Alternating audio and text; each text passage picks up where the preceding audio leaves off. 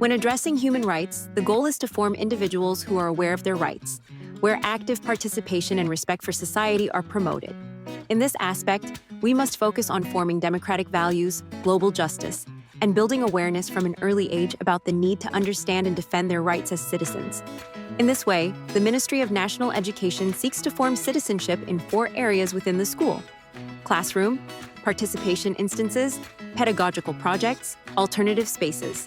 This strategy integrates the implementation of the School Coexistence Law, 1620, the Peace Chair, and cross-curricular pedagogical projects, along with other related initiatives. This involves installing new working methods in educational institutions to create democratic learning environments, enabling students to practice active citizenship in a school setting conducive to participation and peaceful coexistence, engaging the entire community. From the government's perspective, the aim is to strengthen civic education in the classroom. Its primary focus is to demonstrate that the classroom should be an active space for democracy, participation, and peace. Additionally, it emphasizes that this topic should not be taught from a theoretical standpoint, but rather from a practical one, promoting environments where students spend a significant part of their day in a safe space where they can practice their rights, participate, and share. This proposal also calls for a shift away from traditional or linear methodologies.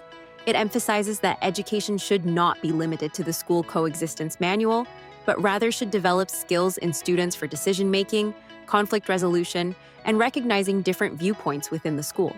Of course, social sciences perfectly align with this field, as its role is inherent in these methodologies and themes, forming critical citizens committed to social transformation.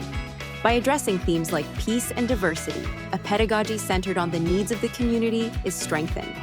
Finally, it is a strategy aimed at involving the entire educational community, teachers, students, families, and school administrators, and has the capacity to be transversal across many areas, which can enrich any practice in the classroom. Human rights education is not only about the transfer of knowledge, but also about the transformation of attitudes and behaviors that can lead to a more just and equitable society. The author argues that human rights education should not be limited to simply transferring knowledge, but should also transform how people think, act, and relate to others. She believes that the classroom is an ideal setting for students to undergo these processes since they interact with their peers daily. This directly involves teachers and